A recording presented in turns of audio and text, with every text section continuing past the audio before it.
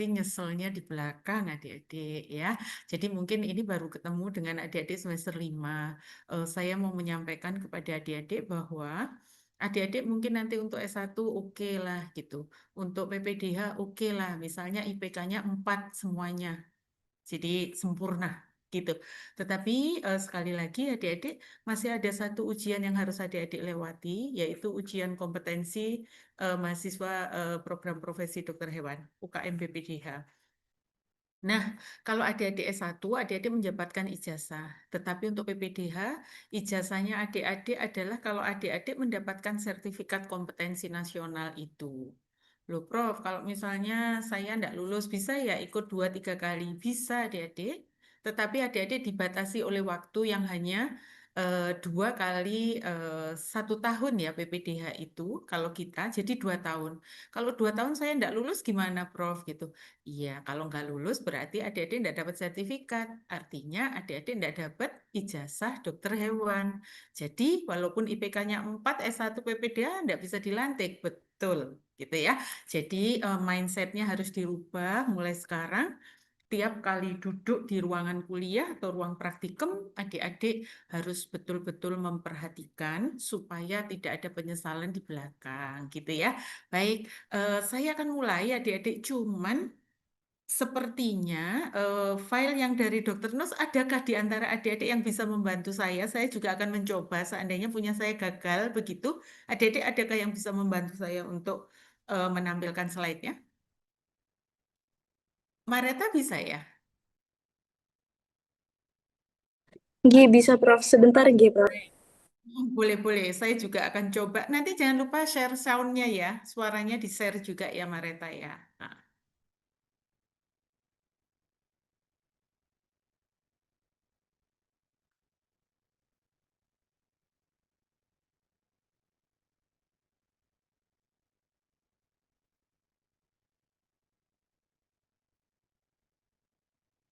Baik, adik-adik sambil menunggu Mareta menyiapkan slide-nya, hari ini kita akan belajar terkait dengan teknik auskultasi untuk mendengarkan suara jantung. Jadi, mau tidak mau adik-adik harus mulai membiasakan dari sekarang untuk mempunyai alat yang bisa dipakai untuk mendengarkan suara jantung. Alat itu apa? Alat itu adalah stetoskop. Nah, adik-adik nanti mungkin kalau semester ini nilainya bagus gitu, mungkin bolehlah minta hadiah kepada Bapak Ibu untuk dibelikan stetoskop yang bagus gitu ya. Nah, untuk yang bagus makin apa ya? Ini bukan merek minded ya adik-adik, bukan. Tetapi kalau adik-adik mau beli, itu kalau adik-adik membeli yang merek Littmann itu akan jauh lebih baik karena kan akan dipakai sepanjang adik-adik menjalani profesi nanti jadi dokter hewan gitu. Nah, adik-adik, bagian-bagian dari stetoskop itu adik-adik harus betul-betul paham. Ada yang masuk di telinga, namanya ear tips, sama aja gitu ya. Mareta kalau sudah berhasil boleh share screen loh, nak. Nah,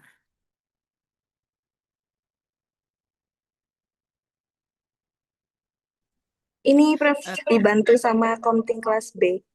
oh baik, terima kasih yang sudah membantu.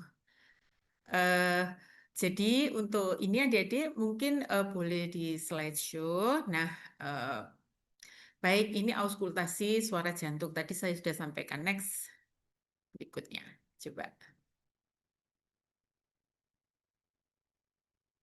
Baik. Nah, ini adik-adik. Untuk mendengarkan irama frekuensi aliran darah yang berasal dari seluruh komponen sistem sirkulasi, adik-adik bisa mendengarkan dengan alat yang disebut dengan stetoskop tadi. Nah, sekarang kita lihat stetoskopnya. Next.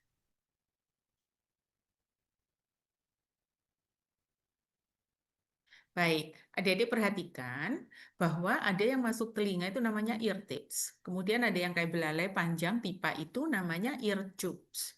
Gitu ya, harus tahu bagiannya. Kemudian bagian yang bulat yang biasa adik-adik taruh di dinding torak hewan yang mau diperiksa, itu diperhatikan ya ada dua. Satu yang diameternya besar namanya diafragma, kemudian ada yang kecil.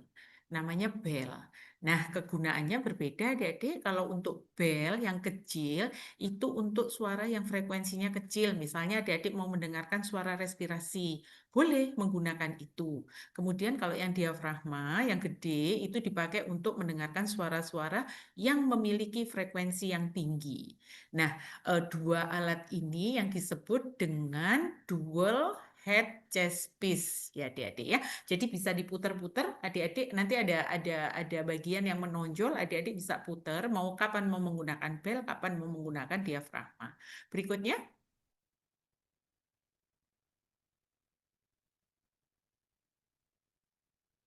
Nah, ini adik-adik, kita ini dokter hewan, hewannya banyak. Ketika adik-adik mau melakukan pemeriksaan auskultasi pada suara-suara jantung, adik-adik harus tahu hewan apa yang diperiksa.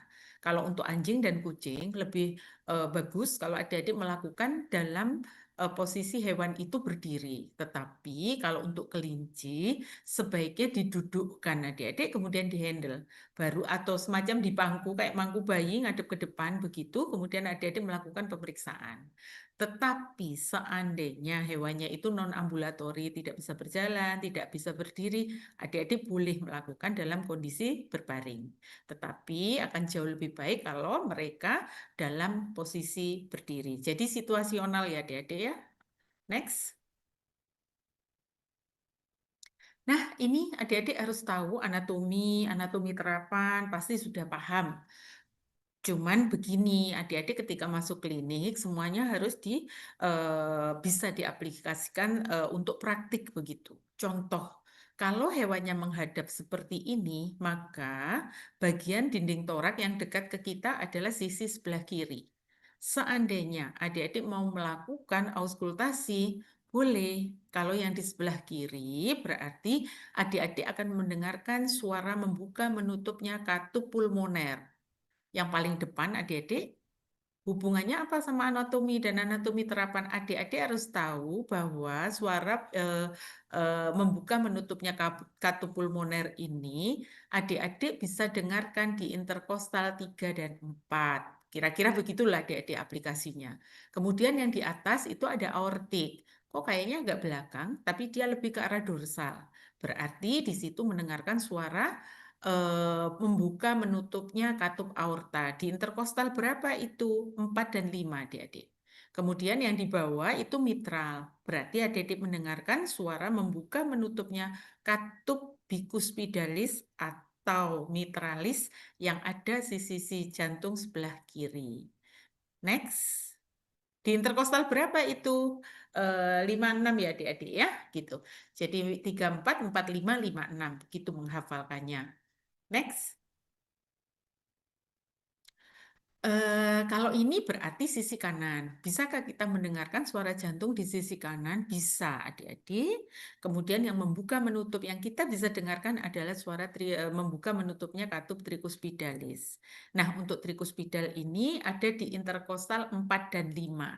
Tadi kalau mitral kan 5, 6. Tapi kalau yang sebelah kanan dia agak ke depan sehingga dia ada di interkostal 4 dan 5. Yang tadi kalau di sebelah kiri kita mendengarkan suara membuka menutupnya katup aortik.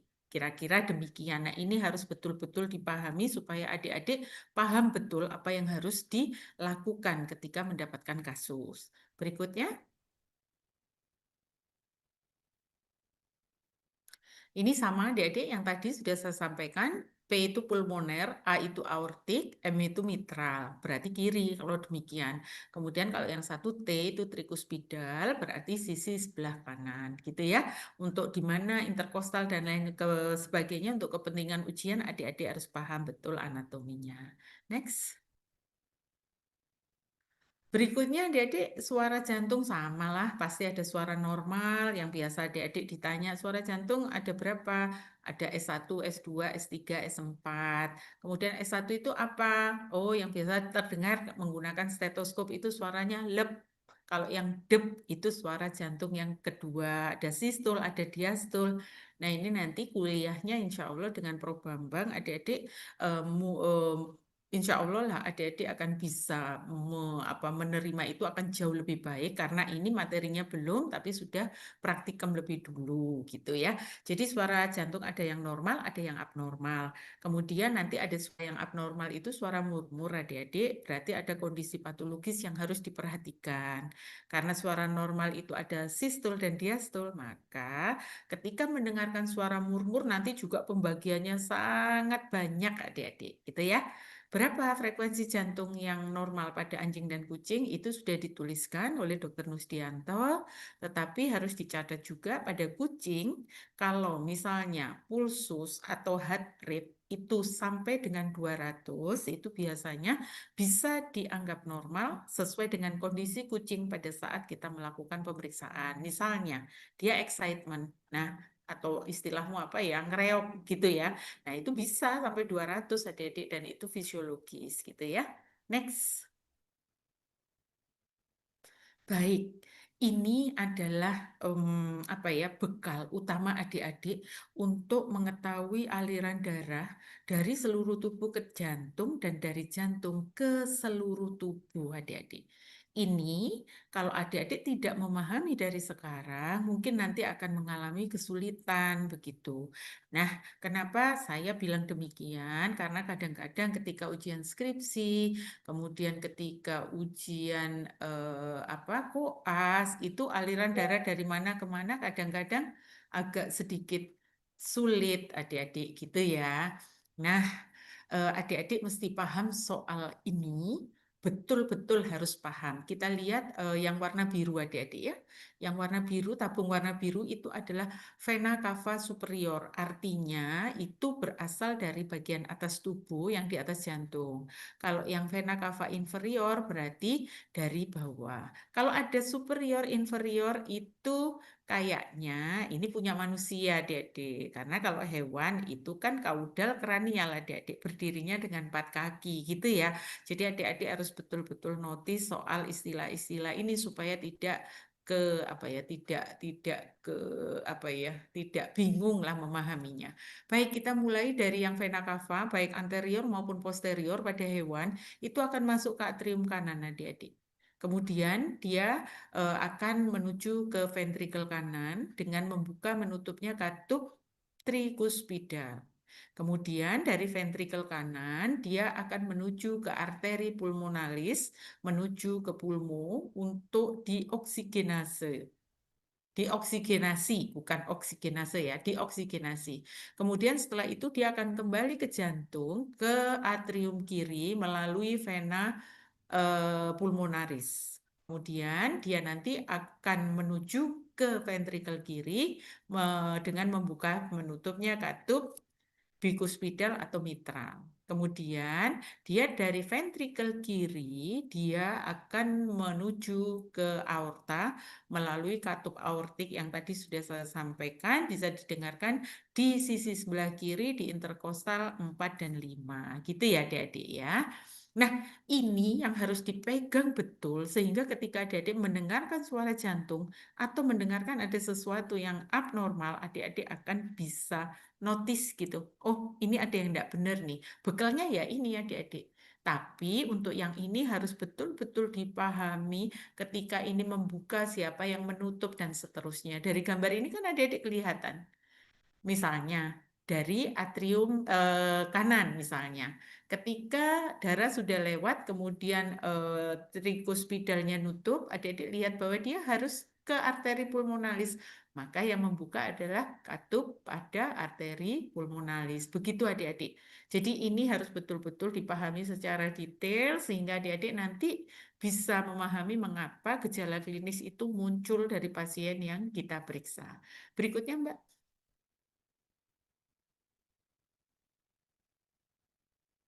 Nanti bisa dilihat slide-nya ya. Next. Baik. Ini suara jantung normal adik-adik. Ada S1, ada S2, ada S3, ada S4 nanti. Nah adik-adik ketika mendengarkan suara auskultasi maka yang terdengar pertama adalah sistole. Yaitu menutupnya trikuspidal dan mitral. Adik-adik jangan dilihat kanan kiri ya. Jadi kanan dan kiri itu katupnya trikuspidal dan mitral itu membuka dan menutup secara bersamaan, tetapi ada di ruangan yang berbeda gitu. Yang satu di sebelah kiri antara atrium dan ventrikel, yang satu sebelah kanan. Begitu ya adik-adik ya. Jadi jangan membayangkan hanya yang membuka mitral saja atau trikuspidal saja, tidak, tetapi dua-duanya gitu.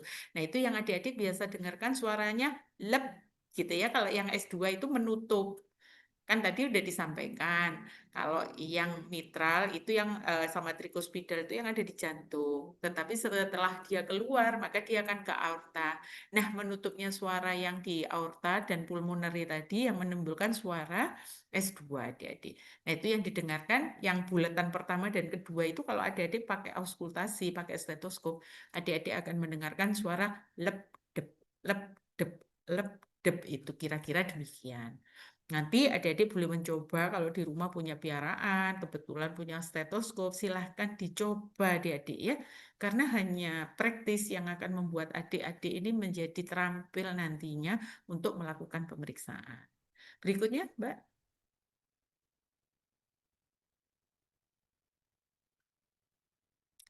Halo. Iya, next.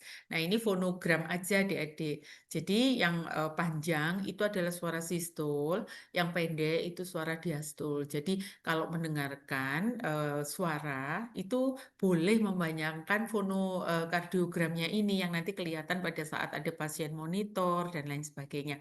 Jadi selalu lep dep lep dep lep dep gitu adik-adik. Ini iramanya seperti ini. Berikutnya. Nanti adik-adik boleh lihat, nggak tahu ini Dokter Nus mungkin hanya menyampaikan apa web atau apa yang bisa diakses oleh adik-adik. Selanjutnya, Dek.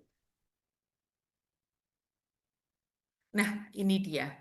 Berikutnya adalah murmur ya, adik-adik. Murmur ini suara yang abnormal kita dengarkan ketika kita melakukan auskultasi.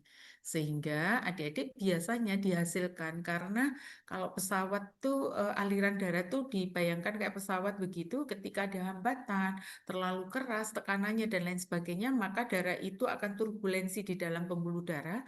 Sehingga ketika kita mendengarkan suara auskultasi, suara jantung dengan auskultasi, kita akan mendengarkan suara-suara di luar suara lep dep lep dep lep dep yang seharusnya adik-adik.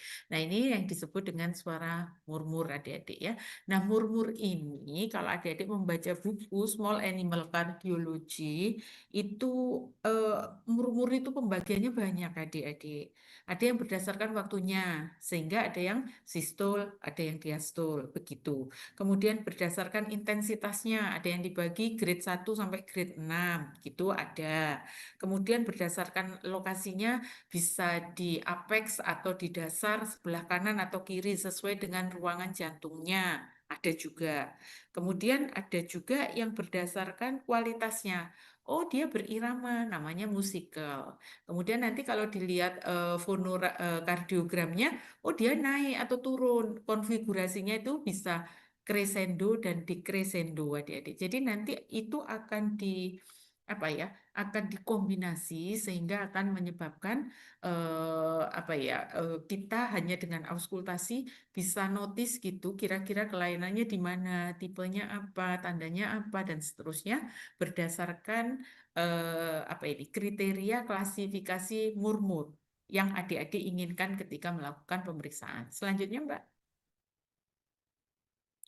Baik, ini diingat-ingat yang tadi ya adik-adik ya, ada atrium kanan kiri, kemudian ada ventrikel kanan kiri, ada katup pulmoner, ada aortik dan seterusnya. Adik-adik nanti akan ditunjukkan di slide berikutnya itu jenis-jenis dari murmur. Berikutnya Mbak. Baik, adik-adik lihat ada sistolik murmur gitu ya, sistolik murmur. Tadi kalau sistolik itu darah dari atrium kiri ke atrium kanan. Sorry, dari atrium kiri ke ventrikel kiri begitu. Kok di sini ada stenosis dari kiri, ventrikel kiri mestinya dia harusnya masuk ke aorta. Nah, ketika aortanya itu menyempit adik-adik, maka darah itu akan kembali ke ventrikel kiri sehingga disebut dengan systolic murmur yang disebabkan karena aortic stenosis, gitu ya. Dari namanya adik-adik tahu bahwa aortanya menyempit, sehingga darah yang seharusnya keluar lewat aorta kembali lagi ke ventricle.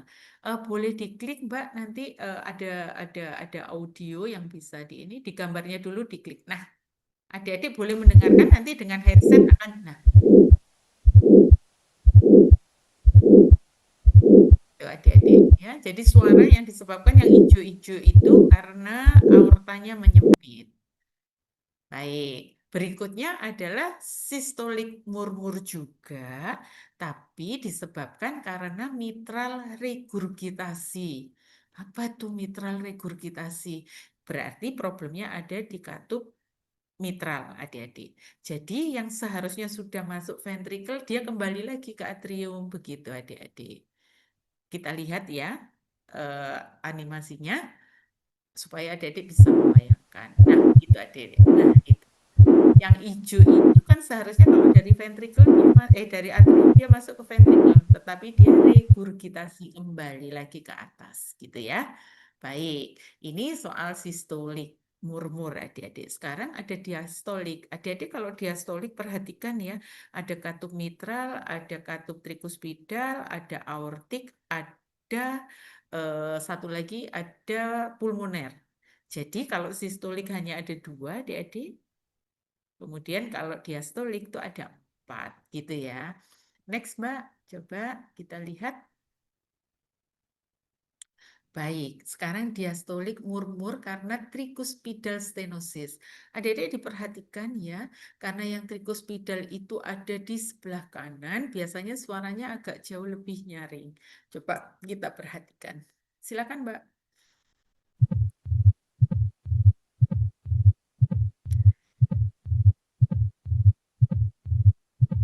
Suaranya tidak keluar ya, Dek? Kedengaran kan ya?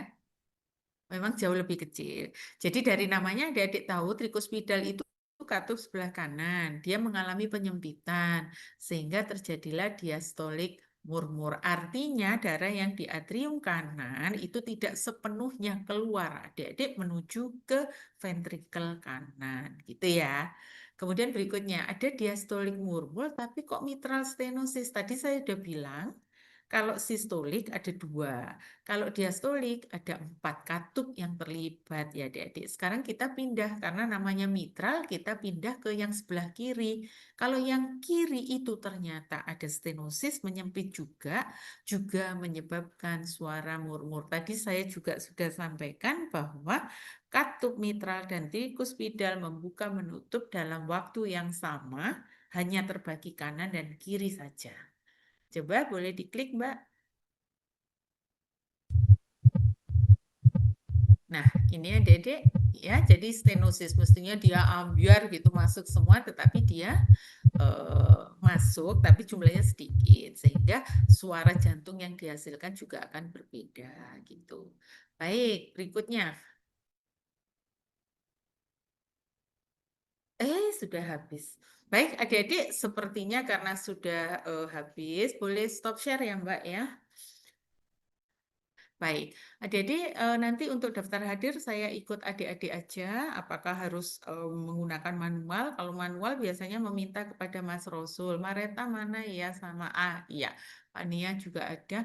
Jadi nanti minta kepada Mas Rosul. Seandainya harus pakai QR ya nanti adik-adik bilang ke saya. Gitu ya, saya dikabari adik-adik. Kemudian nanti saya mungkin akan mengirimkan kepada Mareta link gitu ya. Nanti Fania boleh mengingatkan Mareta mungkin karena dia tidak on cam. Nanti saya mengirimkan 3 link supaya adik-adik bisa betul-betul memahami suara sirkulasi, suara jantung ini dengan baik. Adik-adik pelajari dulu supaya nanti ketika adik-adik ini mendapatkan materi dari Prof. Bambang, adik-adik jauh lebih mengerti gitu. Saya dijawab dulu daftar hadirnya gimana nih ceritanya? Permisi, izin menjawab, Oke. Prof. Jadi waktu kemarin praktikum multimedia yang pertama itu Heeh. bersama Dr. Nusdianto menggunakan link seperti submit gitu ya, submit absen gitu. Baik. Kemudian linknya dapat dari mana? Mm-mm. Sudah punya ya? sudah disediakan sama Dokter Nusdianto Oh, kemarin. baik. Kalau begitu di sana saja adik-adik. Nanti mungkin kalau misalnya di link itu saya boleh misalnya pembimbingnya siapa. SAP ada, tetapi kalau adik-adik bisa memasukkan pembimbingnya hari itu siapa, boleh ditambahkan ya. Permisi, Profesor. Halo. Jadi link ini dibuat dari website yang berbeda gitu, Prof. Jadi nggak dari Hebat gitu untuk absensinya. Oh iya, boleh, enggak apa-apa. Kan saya enggak dapat linknya, Mareta. Jadi nanti Oh, ditambahkan saja di situ. Kalau memang dari link itu bisa ditambahkan narasi, begitu. Hari ini topiknya adalah auskultasi jantung. Kemudian pembimbing untuk kelas A dan B saya. Gitu ya, Mareta ya. Halo? ya. Baik, Prof. Mungkin nanti akan saya hubungi ke ini. Boleh, boleh. Ya, baik. Kalau begitu nanti saya kirimkan 3 link untuk belajar suara jantung ke Mareta ya, dibagikan ke teman-teman kelas A dan B ya, Mareta ya. Baik. Terima kasih banyak adik-adik. Selamat siang. Assalamualaikum warahmatullahi wabarakatuh.